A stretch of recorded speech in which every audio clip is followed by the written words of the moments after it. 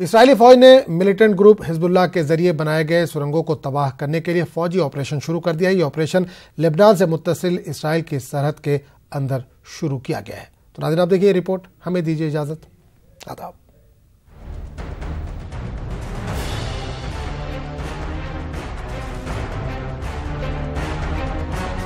इस्राएली फ़ौज ने militant group Hezbollah के ज़रिए बनाए गए सुरंगों को बेनकाब करने और उन्हें तबाह करने के लिए ऑपरेशन शुरू कर दिया है। ये ऑपरेशन लबनान से मुत्तसिल इसराइली सरहद के अंदर शुरू किया गया है।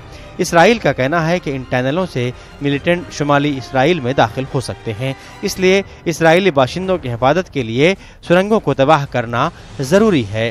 हालांकि इसराइल अभी इन सुरंगों को ऑपरेशनल नहीं मानता है, ताहम ऑपरेशन को ज़रूरी समझता है। ऑपरेशन की वजह से इसराइल और हिजबुल्लाह के बीच कशीदगी बढ़ गई है। The IDF started today a military operation in the northern part of Israel. The purpose of this operation is to destroy attack tunnels built by Hezbollah.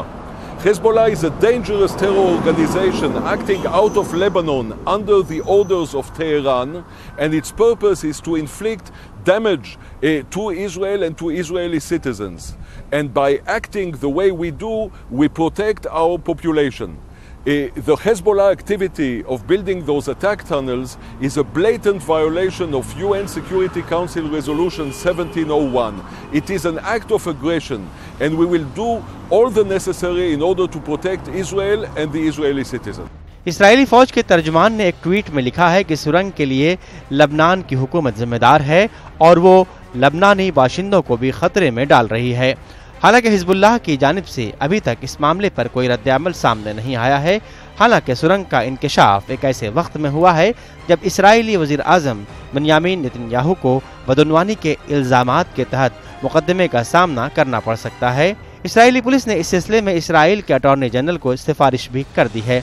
ऐसा माना जा रहा है कि सुरंग का इंकशाफ इस मामले से तवज्जो हटाने की कोशिश तो नहीं है।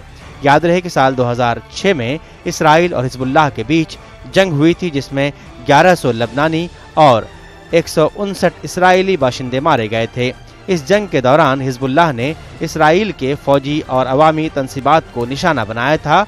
वहीं इसराइल मानता है कि हिजबुल्लाह को ईरान की हिमायत हासिल है और ईरान हिजबुल्लाह को माली ताउन के साथ साथ असलहे भी फराहम करता है।